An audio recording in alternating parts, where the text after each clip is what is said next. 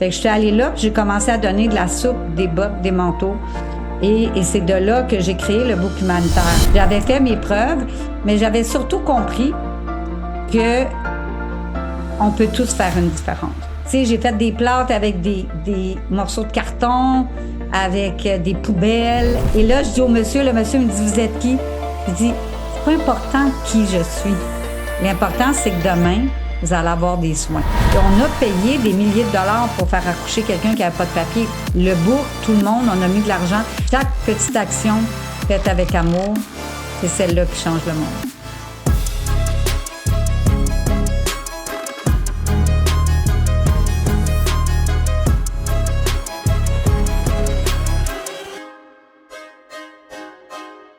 Alors aujourd'hui, on rencontre quelqu'un de bien spécial qui a un parcours humanitaire depuis bien des années, depuis au moins une vingtaine, même une trentaine d'années et plus, qui a été infirmière et maintenant qui est présidente et fondatrice du Bouc humanitaire, un organisme qui s'occupe d'à peu près tout le monde qui a des problèmes ou des difficultés dans la région de Saint-Jérôme, mais aussi qui va à l'étranger de temps en temps avec la même compagnie et bien d'autres choses. On reçoit Rachel Lapierre. Bonjour Rachel. Bonjour. Alors, vraiment, j'ai fait un petit survol de ce que vous avez fait, mais vraiment, ça prendrait presque une journée là, pour faire le tour. Premièrement, qu'est-ce qui vous a amené à être comme ça? C'est quoi la genèse de tout ça, si on recule même dans votre enfance? Bien, en fait, moi, ma famille vient des Îles-de-la-Madeleine. Puis aux Îles-de-la-Madeleine, on est ici bien serré. Puis, tu sais, si on recule, il y a 50 ans, 60 ans, une famille passait au feu, la gang arrivait, 2 jours après, la maison était reconstruite, une femme accouchait, les plats arrivaient devant sa porte, personne ne savait qui les avait déposés. Il y avait un problème de santé mentale dans le village, ben c'était l'enfant le plus heureux du village. Puis, tu sais, j'ai un peu grandi dans cette philosophie-là, puis, tu sais, j'ai vite réalisé que quand t'aides quelqu'un, ça te fait du bien. Puis quand quelqu'un va pas bien dans une ville ou dans un village, c'est toute la communauté. Tu sais, on le dit souvent, mais on réalise pas. Mais tu sais, exemple, une personne en situation d'itinérance, ben il y a des parents en arrière qui s'inquiètent dans leur lit le soir puis qui se disent hey, où ma fille ou il est où mon fils ou ce soir, tu sais, est-ce qu'il est toujours en vie? Il y a la famille, il y a les amis, il y a le village, mais il y a aussi, tu sais, les commerçants qui sont là, qui s'inquiètent parce qu'il y a quelqu'un d'assis devant sa vitrine. Fait que tu sais, quand on réalise que finalement, quand une personne va pas bien, c'est beaucoup de gens qui vont pas bien, mais c'est sûr qu'on peut pas aller régler la guerre en ce moment, puis tu sais, c'est sûr que ça nous préoccupe, mais on se dit, qu'est-ce que je peux faire, moi, comme humain? Ben moi, je peux faire une action. Puis une action, ben ça va probablement donner 10 bébés, cette petite action-là. C'est ça qui va faire qu'à un moment donné, si on en fait tous des actions, ben on va se rendre jusqu'aux guerres à l'étranger. Rachel, vous avez mis le doigt un peu sur le problème. En partant, on commence fort. Je vais y aller, vu que vous avez ouvert la porte. Est-ce que les grandes villes, le côté impersonnel, le fait qu'on s'ignore, est-ce que il y a un côté abrutissant là, pour l'être humain dans tout ça qui peut-être facilite ce type de problèmes sociaux-là? Ben oui, les grandes villes, mais c'est aussi, tu sais, la technologie. Tu sais, on marche sur la rue, puis on regarde nos cellulaires, on est toujours connecté à beaucoup de monde, mais à personne, finalement, à personne d'humain. Donc, je pense que la technologie, même s'il y a beaucoup de bons, ça nous a isolés. J'ai jamais vu autant de gens seuls depuis qu'on est sur les réseaux sociaux. Puis, tu sais, on a changé nos habitudes parce qu'on est sur les réseaux sociaux. Ben, on se donnera plus la peine de sortir puis d'aller au cinéma, donc croiser quelqu'un, peut-être lui dire bonjour. Ou fait que c'est la technologie, c'est le développement. C'est sûr que quand on était dans les villages, puis exemple qu'on allait à l'église tous les dimanches, ben il y avait une fois par semaine où on voyait du monde, tu sais. Fait que c'est tout le changement de la société qui nous a pas aidés, je crois. Puis la population a vieilli aussi. Donc, tu sais, il y a beaucoup de gens qui se retrouvent seuls. Les familles plus petites, tu sais, quand il y avait 14 enfants, ben dans 14, il y en avait 2, 3 qui disaient, ben moi, je vais prendre le relais ou je vais être là pour les parents. Fait que s'il y a 1 ou 2 enfants, c'est tout ça mis ensemble, je pense, qui fait que aujourd'hui, on se retrouve dans une situation où je pense qu'on doit faire un effort collectif pour dire, il faut changer ça, là, tu sais. Ben, c'est vrai, je le perçois, même dans la façon que les gens communiquent maintenant, c'est surtout avec les textos. Quand on reçoit un coup de téléphone, des fois, on est un peu hébété là, parce qu'on est habitué seulement de communiquer de façon courte, précise et même presque impersonnelle. Ça fait partie un peu de ça. Mais là, avant d'aller plus loin là, dans tout ça, parce que c'est vraiment un très bon sujet, je veux faire la genèse de vous. Là. Décrivez-nous un peu qu'est-ce que vous avez fait du côté humanitaire, international. Vous êtes devenue infirmière aussi. On voit qu'il y a un thème. Et comment c'est arrivé dans votre vie? En fait, petite, c'est sûr que je regardais des émissions où il y avait des missions humanitaires, puis je me disais, moi, un jour, j'aimerais beaucoup ça, partir en Afrique. Tu sais, on a tous des rêves de jeunes enfants. J'ai pas pris cette direction-là parce que j'ai dû commencer à travailler très tôt et tout ça. Puis à un moment donné, dans ma vie, ça allait pas bien. Puis sans le dire à personne, j'ai pris l'autobus, puis j'ai été à l'Oratoire Saint-Joseph. Je suis pas une personne qui va à l'église, mais j'ai beaucoup la foi. Et j'avais entendu dire qu'il y avait des miracles qui arrivaient à ce place-là. Fait que j'ai pris l'autobus, j'étais allée là et j'ai monté toutes les marches en genoux en pleurant ma vie parce que c'était fini avec mon copain, je pensais qu'on se mariait, puis je faisais pas pitié là, mais dans ma tête de petite fille, je faisais ben pitié. Puis quand j'ai monté les marches, ça m'a fait réaliser qu'il y avait des gens handicapés qui montaient à côté de moi, des gens malades, des gens âgés. Je me suis dit, Maï, je fais vraiment pas pitié. Mais j'avais quand même de la peine. Puis là, j'avais fait un pacte avec l'univers. J'ai dit, si vous m'aidez, un jour, je vais redonner. Fait que j'avais toujours gardé ça dans ma tête. Moi, je dois faire quelque chose à un moment donné, mais quoi? Fait que là, la vie a passé. C'est sûr que je faisais du bénévolat. J'ai toujours fait du bénévolat. Ça fait partie. Ma mère fait du bénévolat. Elle a 88 ans, fait du bénévolat à l'âge d'or. Tu sais, ça fait partie de notre famille, notre ADN. Mais je me disais, un jour, je vais faire quelque chose. Puis je devais être la fille tannante. Tu sais la personne qui dit, tu vas voir, un jour, moi, là, je vais faire quelque chose. Je suis sûre que j'avais ce profil-là, puis que les gens disaient, es-tu tannante? Puis elle va-tu arrêter? C'est sûr qu'elle fera jamais rien. Mais moi, ça tournait, mais dans ma tête, je me disais, je dois faire quelque chose de gros.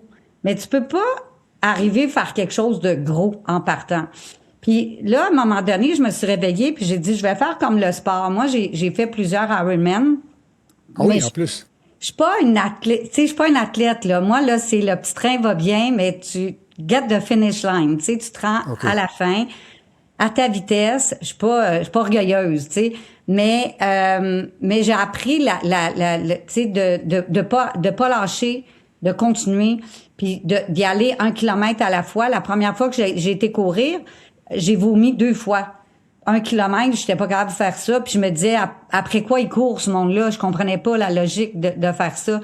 Mais j'ai continué, j'étais allée 7 fois. Puis après 7 fois, je l'ai pas dit à personne, mais Colin, je pense que je commence à aimer ça. Fait que là, je continuais à courir. Fait que j'ai dit, je vais prendre ce que j'ai fait au niveau du sport, puis je vais emmener ça dans la bienveillance. Fait que j'ai dit, je vais faire une action à la fois. Puis encore là, tu sais, là, j'ai mis un petit carnet à côté de mon lit parce que j'ai dit, chaque soir, je vais les écrire parce que, tu sais, j'avais des enfants, tu sais, t'es toujours occupé, tout ça.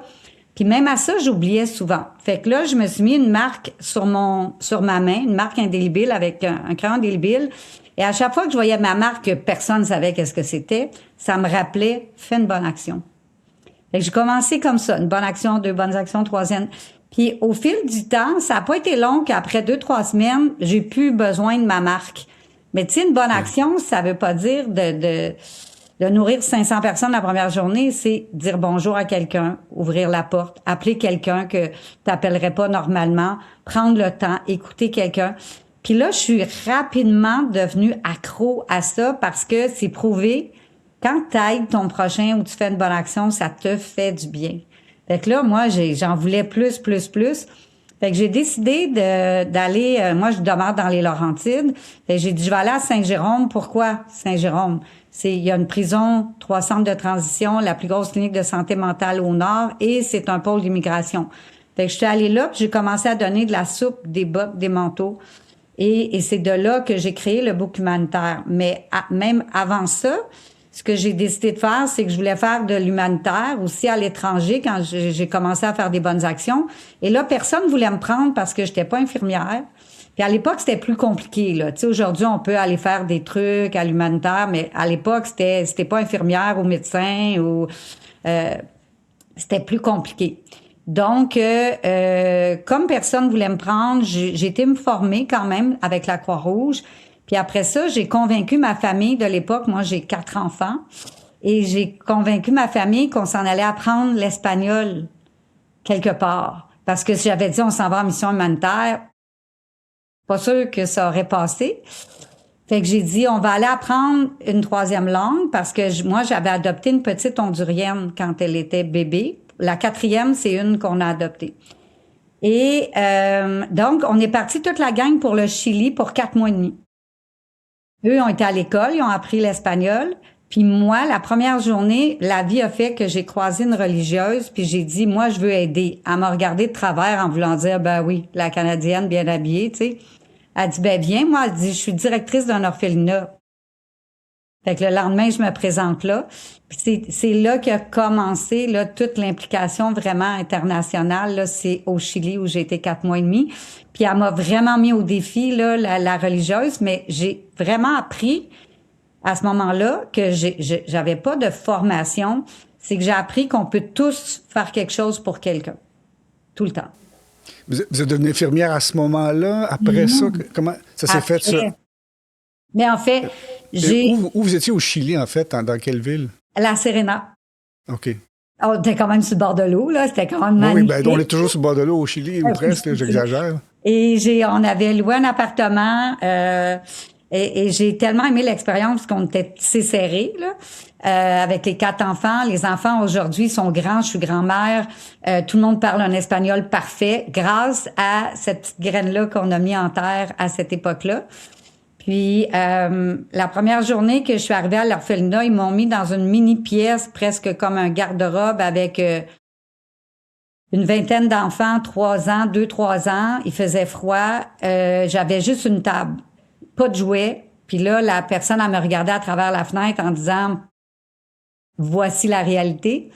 Fait que j'ai pris la table, je l'ai mis à l'envers, j'ai assis les enfants dans la table, je leur ai dit que c'était un bateau. Tu sais, je parlais pas espagnol, là.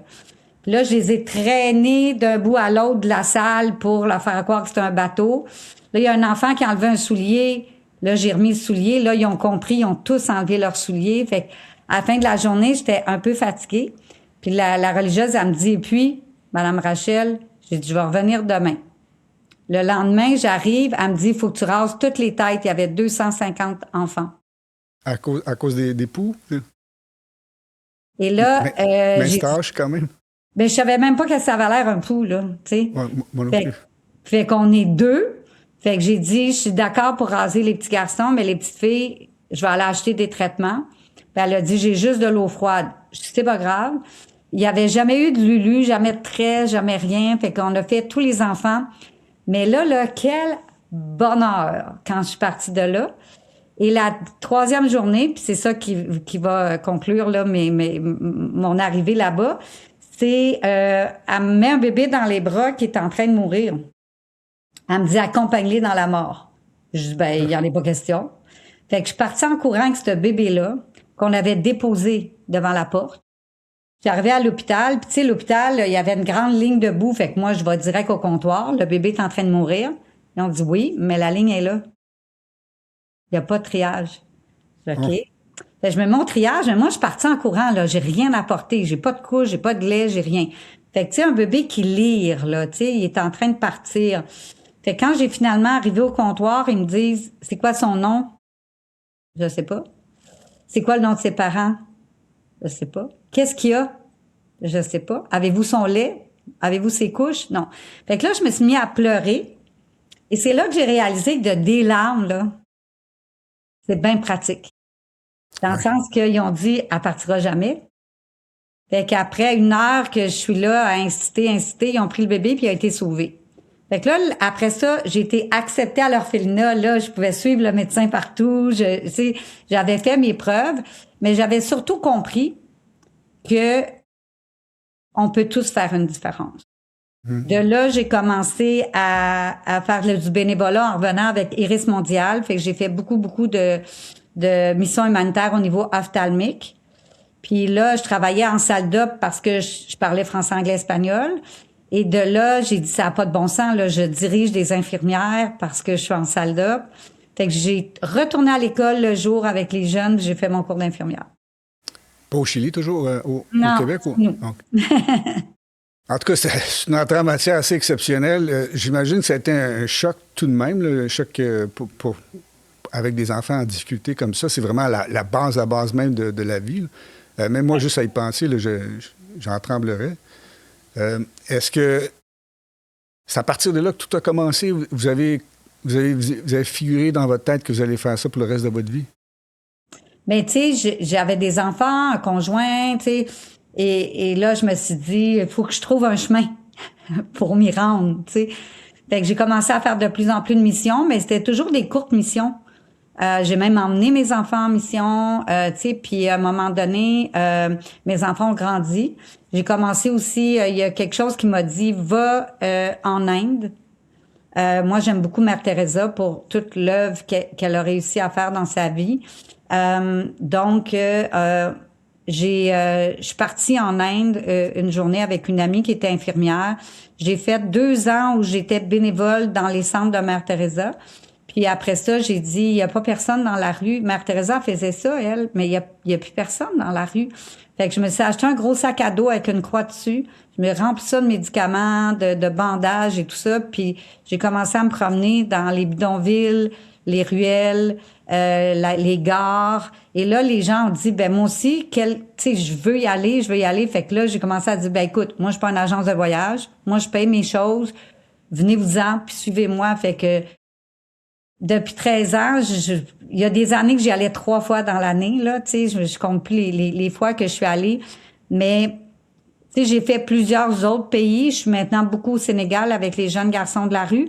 Mais il y a quelque chose que je suis allée chercher en Inde que j'ai pas retrouvé ailleurs, tu sais. En Inde, lorsque je sortais soit du refuge ou de l'hôtel où j'étais, à chaque 2 secondes, tu peux aider quelqu'un. Tu peux faire quelque chose. Fait que moi, j'étais la fille là-bas, quand j'arrive en Inde, là, les gars de la rue, ils me connaissent, ils balayent le trottoir, puis moi, je veux pas, là, parce que moi, je m'assois sur le trottoir pour faire mes pansements pis tout. Puis là, moi, je veux pas, je dis non. Écoute, pour eux, là, c'est comme super important parce que je retourne chaque année. Fait que, tu sais, moi, j'ai un grand privilège quand j'arrive là-bas. Je rentre dans les restos, je vais dans la cuisine, puis je dis, pouvez-vous me faire ça, parce que j'ai de la difficulté avec telle nourriture. Écoute, tous les gens sont tellement gentils avec moi, mais parce que j'ai fait ma place au fil des ans. Tu sais, je me suis fait arrêter en Inde parce que je chicane des médecins parce qu'ils veulent pas soigner des gens. J'ai croisé d'autres très bons médecins qui me disent, moi, je peux pas le prendre, mais parce qu'il y a pas d'identité, mais je vais te dire quoi faire dans la rue. J'ai des médecins ici que j'appelle en Zoom puis ils me disent, Rachel, je pense que c'est ça. Ouf. Tu sais, j'ai fait des plâtres avec des morceaux de carton, avec des poubelles. J'ai nettoyé des plaies avec du gros sel. Tu sais, j'arrive là-bas puis je vois des plaies avec des milliers, pour pas dire millions de verres. Je vais dans le Gange, j'en enlève une partie, j'enlève le reste, j'essaie de le faire. Tu sais, c'est quoi la situation en Inde? C'est quoi la situation en Inde? Parce que ça a l'air pesant. Là, c'est quoi la situation en Inde? Est-ce que ça s'est amélioré? C'est toujours un peu la même chose à cause des classes? Comment ça se passe? Ben, c'est un peu drôle à dire, mais je trouve que c'est un peu mieux. Pourquoi? Parce qu'il y en a beaucoup de décédés à la COVID. Ah. Moi, j'étais là quand la COVID a commencé. J'étais en mission. J'ai eu d'ailleurs beaucoup de difficultés à revenir. Mais, tu sais, reste que c'est très, très long changer des mentalités, des structures d'économie, des structures de... Il y a des gens bons là en Inde là. Tu sais, moi quand je vais là-bas, il y a toujours des gens qui m'aident puis tout ça. Il y a beaucoup, mais changer des mentalités, des castres, des façons de faire, c'est des choses. Puis tu sais, on peut pas critiquer. Je veux dire, j'ai de la difficulté ici au Québec, qu'il y a beaucoup de trous que des fois je me dis, on dirait que je suis à Calcutta. Je veux dire. C'est pas qu'en Inde, c'est partout et de plus en plus partout sur la planète. Tu sais, il y a des gens qui souffrent. Il y a de plus en plus de gens qui souffrent. Ça a déjà été dans le passé aussi, mais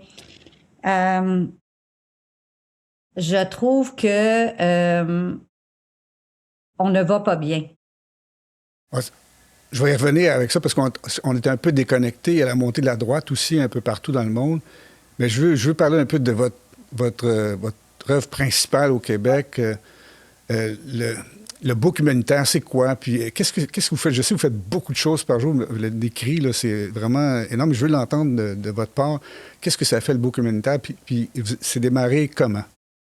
Le book humanitaire, j'ai commencé comme je disais tantôt, dans un parc à donner de la soupe, des bottes, des manteaux. De là, les gens sont arrivés puis ont dit, moi aussi, je veux aider, moi aussi. Et à l'image, tu sais, chez Mère Teresa, même si on parle chinois, on refuse jamais un bénévole. Fait que je disais, ben venez, tu sais. Et le book humanitaire, c'est un organisme, c'est un OSBL reconnu. La particularité, c'est que c'est 100% bénévole. Il y a aucun salarié. Et tout ce qu'on reçoit est redonné à 100%. On ne vend rien. On répond aux situations d'urgence non comblées par les organismes en place et on fait la promotion des bonnes actions. Et c'est toujours ça aujourd'hui après 13 ans. Notre clientèle, c'est la personne en situation d'itinérance, la personne sans papier, la personne qui vient de se faire battre, la personne qui vient de savoir qu'il y a un cancer. En ce moment, j'aide une personne qui était dans la rue, qui se bat pour un cancer. Il y en a un autre dans la rue qui a une pneumonie. C'est toujours de l'urgence. Concrètement, qu'est-ce qu'on fait? En fait, on nourrit plus de 550 personnes par jour gratuitement. Et ça avec des choses qui nous sont données. La seule chose qu'on achète au book, c'est de la mayonnaise, des contenants et du papier cellophane. Tout le reste, même pour nourrir plus de 550 personnes par jour, ça nous est donné. On a 7 frigos dans des écoles primaires, 2 frigos à l'extérieur. C'est des frigos gratuits dans les écoles pour les enfants qui n'ont pas de lunch.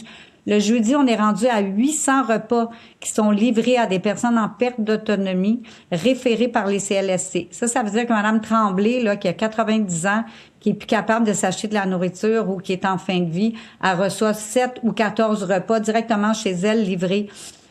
C'est aussi des aides alimentaires d'urgence parce que si vous n'avez pas de papier, vous n'avez pas droit à l'aide alimentaire. Si vous venez juste de savoir que vous avez un cancer, il n'y a rien qui prouve que vous êtes pauvre. Si vous n'avez pas fait vos impôts, il n'y a rien qui prouve que vous êtes pauvre. Donc, on fait des aides alimentaires d'urgence jusqu'à temps qu'on réussisse à replacer la personne dans le système. On fait aussi... Est-ce qu'il y a des histoires de succès comme ça? Est-ce qu'il y a des gens qui ont utilisé vos services, mais par la suite sont retournés sur le marché du travail ou ont retrouvé une certaine stabilité? Est-ce que ça arrive? Tous les jours. Oui. Tous les jours. Ce matin, juste avant qu'on se parle, j'ai quelqu'un qui m'a téléphoné, qui est dans la rue depuis plusieurs mois. Il m'appelle ce matin, puis j'ai trouvé ça tellement mignon. Il dit, Madame Rachel, est-ce que je peux avoir un lunch? Parce que le soir, on livre des lunchs aux personnes en situation d'itinérance. Donc, j'ai dit, est-ce que tu peux marcher jusqu'au bout? Parce que je suis chez moi ce matin. Fait qu'il dit, non, je peux pas. Fait que j'ai dit, c'est quoi le problème? T'es-tu malade? Veux-tu que je t'envoie une infirmière sur place? Ça? Il dit, non, je travaille. Ah. Mais j'ai pas de lunch. J'ai dit, attends une minute, là. Tu travailles, toi qui étais dans la consommation il y a 3 semaines puis qui était comme ça? Il dit, oui, j'ai trouvé un emploi. Fait que j'ai dit, on va aller te porter un lunch. Fie-toi sur moi, puis ça va être un gros lunch, tu sais. Fait que ça, là, c'est du bonheur, tu sais. Fait que ça, c'est au niveau alimentaire. Maintenant, on a au niveau vestimentaire parce que on fait affaire avec les écoles, on fait affaire avec la DPJ, on fait affaire avec les centres de violence conjugale et tout ça. Moi, je reçois souvent des fins de ligne, tu sais, des sport experts qui m'appellent pour dire j'ai 8 paires de bottes ou Robineau Shoes qui me dit j'ai des retours de bottes ou j'ai des magasins, j'ai tu sais des magasins juste Tremblant, Montréal. Dernièrement, j'ai un monsieur les Arts de la mode, lui il se promène dans les résidences de personnes âgées puis à la fin de la saison, il nous donne un cube de tout ce qu'il a pas vendu. Fait que moi, je prends ça, puis je m'en vais dans les résidences. On connaît des résidences où les gens en arrachent vraiment beaucoup. Fait qu'on redonne à qui a besoin. C'est de la magie tous les jours. C'est juste de la magie. Fait que ça, c'est les vêtements. C'est aussi une nouvelle famille, une famille qui a passé au feu, une famille qui quelqu'un qui tombe malade, quelqu'un qui est sans papier, il y a beaucoup de sans-papiers. Donc, quelqu'un qui est venu travailler, mais qui a perdu son travail, il peut pas retourner. Quelqu'un qui a été parrainé, mais là, il est plus l'enfant a plus d'argent pour payer, mais ils veulent pas le renvoyer. Il y a beaucoup de situations. C'est des situations d'urgence aussi, comme moi, j'ai 80 ans, je viens de tomber par terre. Ça fait 3 jours que je suis par terre. Je me suis vidée sur mon plancher. Je suis partie à l'hôpital, mais là, j'ai plus de service des CLSC parce que le plancher est contaminé.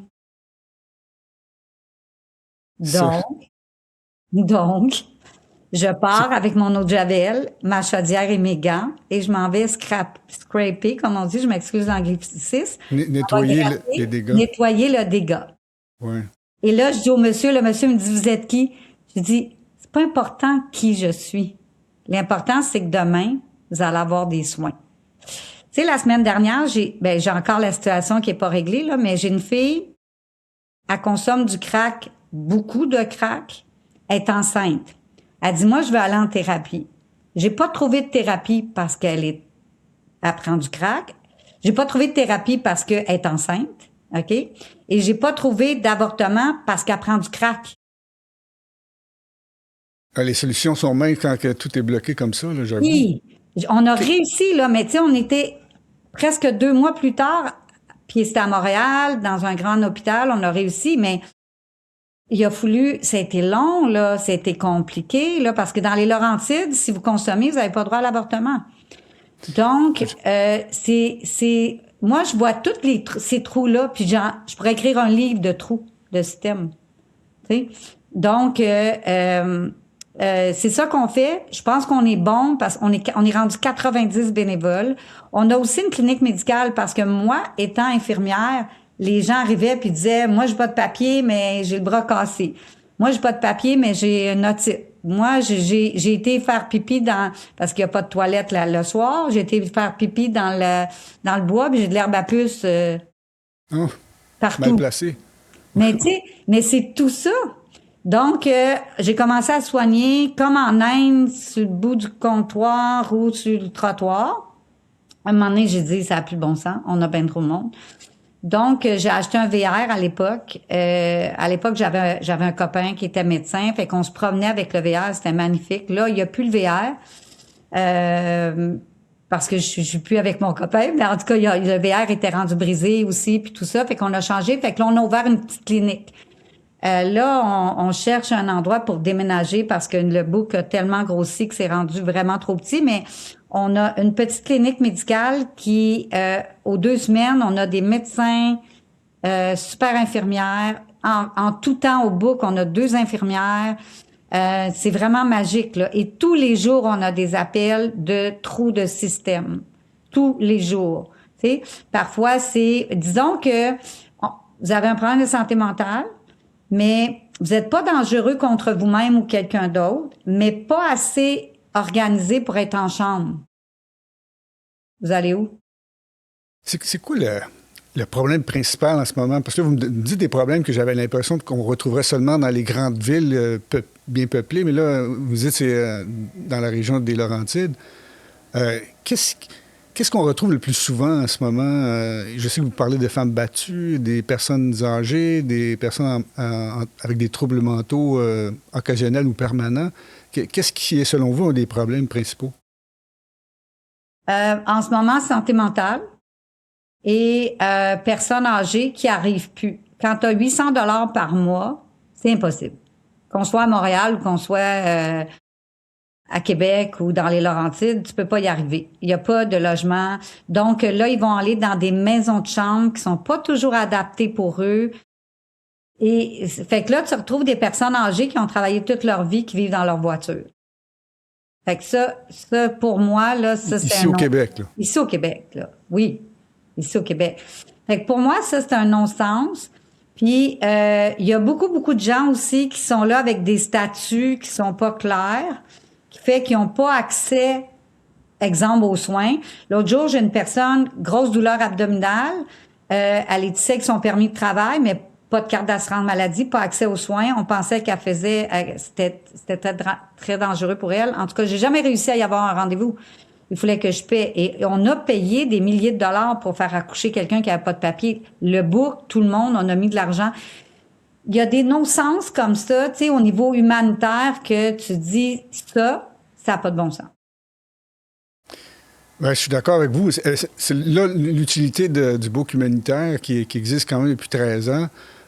Et là, comment vous tenez ça à bout de bras? Là, parce que ça a l'air quand même beaucoup d'ouvrages. Je sais que vous avez dit que vous avez plusieurs bénévoles, mais c'est quoi les sources de revenus principales? Faut nous décrire un peu comment vous êtes capable de faire ça. Bien, en fait, vous savez, l'année dernière, c'est 530 000 actions. Et on les écrit pas toutes parce que moi, je les écris pas, là. OK? 530 000. Ils sont toutes écrites. Les actions qui passent par le book humanitaire. OK? On a eu à date 2 subventions depuis 13 ans. Pas récurrentes, là. Je veux dire, ponctuelles. Parce qu'on fait de l'urgence. Fait que de l'urgence, il y a pas grand monde qui fait ça, de l'urgence. Fait il y a pas de subvention pour l'urgence. Il va y avoir une subvention pour les 0-18 ans, pour un créneau très particulier. Fait que l'argent part, elle s'en va dans des créneaux existants, particuliers. On rajoute de l'argent dans le système, mais on ramasse jamais ce qui déborde, dans le sens que si moi, je suis un organisme puis je fais du 18 ans et moins, ben si je reçois de l'argent, ça va être pour mon 18 ans et moins. Mais celui qui a pas de service, qui est décompensé dans la rue, il n'y a pas nécessairement rien de plus pour lui. Tu sais, le monde ne va pas agrandir leur service nécessairement. Fait qu'on rajoute, on injecte de l'argent, mais moi, ce que je vois sur le terrain, ça change rien sur le terrain. La seule chose que j'ai vu une différence, c'est qu'on a créé la police a mis l'équipe Pacifique, le CIS a mis l'équipe, une équipe aussi sur le terrain. Ça, on voit la différence, mais je veux dire, en général, les organismes, je veux dire, ça reste beaucoup la même chose parce que on s'attaque pas aux plus démunis des démunis.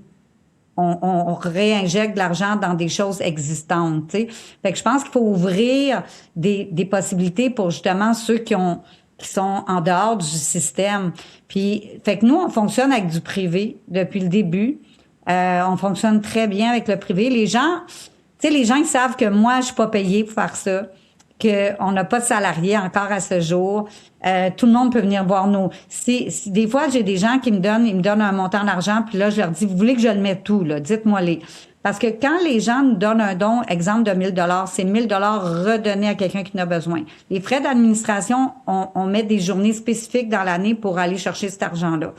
Mais si quelqu'un nous donne un gros montant, je leur dis, qu'est-ce que vous voulez? Moi, j'aimerais ça que vous ayez un nouveau véhicule. Parfait, ça va être ça. Et venez voir les chiffres, venez voir.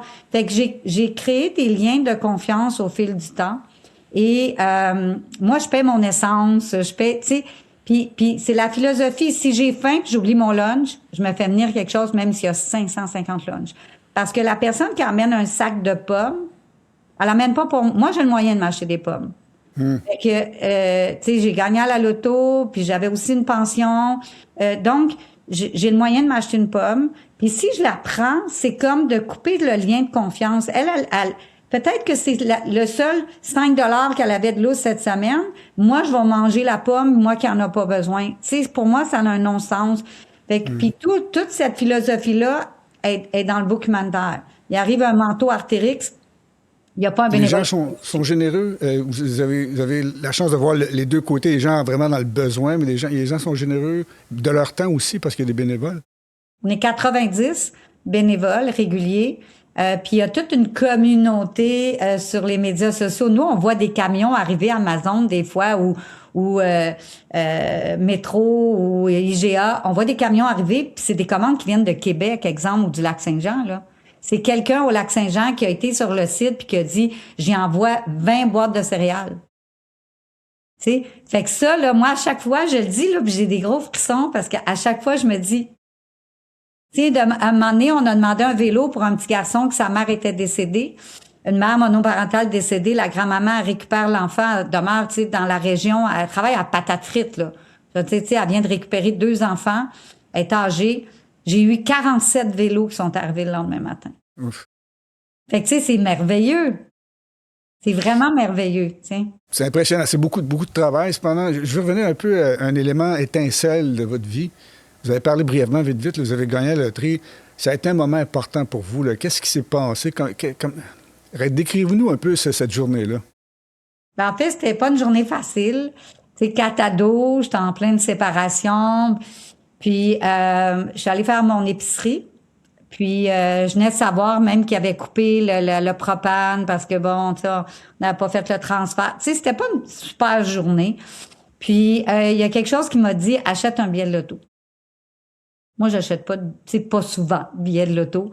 Puis, ça a comme brillé. Puis là, j'ai dit, ben, je vais faire un pacte avec la vie. Si je gagne à la loto, je serai plus infirmière à l'hôpital. Puis, je vais faire le bookmenteur jusqu'à la fin de mes jours. De toute façon, je rêvais de ça, mais je pouvais pas au niveau monétaire, même si j'avais une pension, tu sais, c'était pas assez. Puis, en fait, je suis venue, je l'ai pas gratté parce que le plaisir d'un gratteur, c'est de le gratter. Fait que je me suis dit, quand les enfants seront couchés, je le gratterai. Je l'avais comme égaré. À un moment donné, je l'ai retrouvé dans le fond du sac, dans un sac. Et là, je l'ai gratté, il y avait 3 fruits. Mais normalement, ça dit gagner en vie, tu sais. Mais là, il y avait 3 fruits. Fait que là, j'ai descendu la côte d'Olympia, puis j'ai été au dépanneur, puis là, ça s'est mis à sonner, mais sonner. Mais la petite fille, elle savait pas que j'avais gagné. Elle dit, faut que vous alliez à l'Auto-Québec. Fait que là, je l'ai mis dans ma brassière, je me suis couchée avec. Je me suis dit, demain, j'irai voir à l'Auto-Québec, tu sais. Fait que, écoute, avec ma casquette à l'envers, j'avais pas l'image vraiment d'une gagnante, là, tu sais, j'avais aucune idée. J'étais arrivée là, puis... ils ont dit, t'as gagné en vie. J'ai dit, non, passez-les dans la machine, passez-les parce que je voulais être sûre que c'était ça. Oui. Puis là, ils ont dit, est-ce que tu veux le montant? Est-ce que tu veux réfléchir? Je dis, non. Je dis, moi, je veux pas le montant. Je veux 1 000 $ par semaine à vie parce que moi, je vais tout le donner. Puis, tu sais, j'ai besoin d'une sécurité. Puis moi, c'est parce que ça va être comme une job, tu sais, dans le sens, ça va être comme un salaire. Fait que depuis, tu sais, je l'ai pas fêté. Les enfants, waouh, on va aller faire. Je dis, non, vous avez pas compris. Ça, c'est un pacte que j'ai fait. OK. Il n'y a rien qui va changer. Je change pas mon auto. Je garde mon auto. Tout va rester le même. Mais je vais arrêter de travailler à l'hôpital puis je vais travailler au book. Eh bien, c'est une histoire fantastique, puis surtout de l'avoir redonné, puis de l'avoir maintenu à bout de bras, le book humanitaire. J'ai lu sur l'Internet, il y a aussi une marche pour changer le monde. Est-ce que ça existe encore avec le book humanitaire? En fait, c'est mon fils.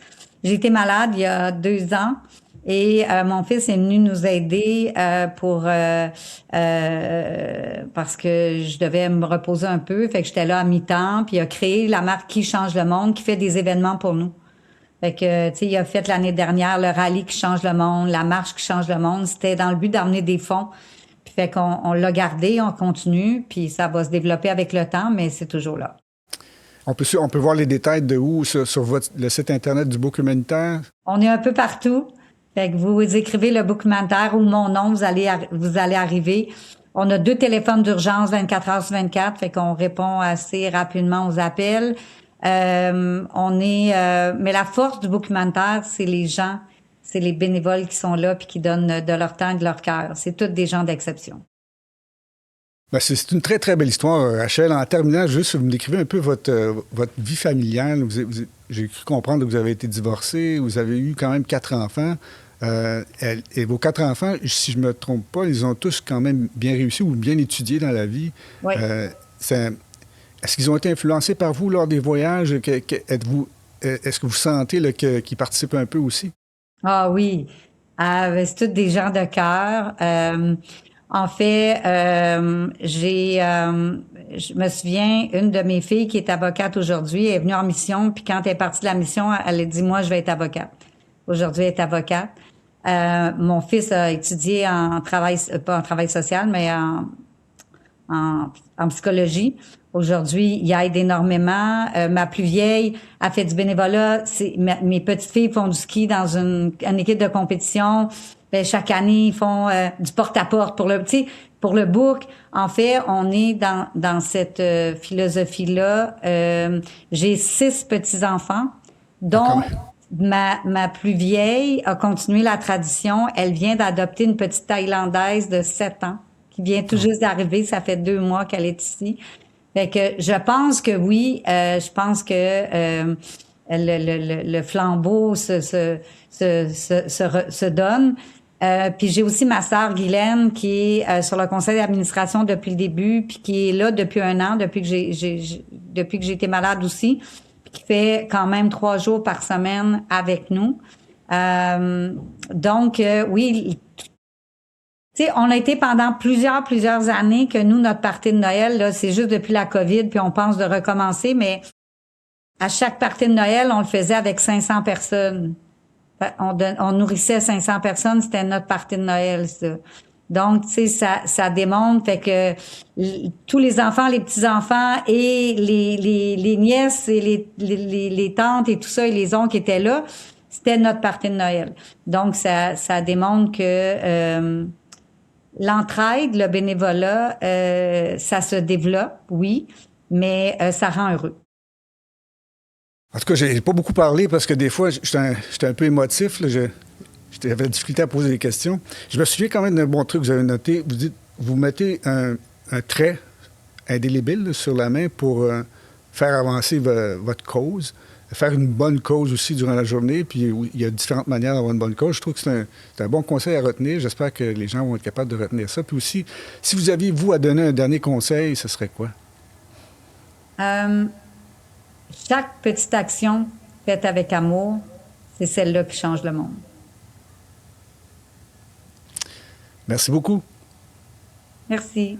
Toute la production de ce balado a été faite par l'équipe de Gamma Pro.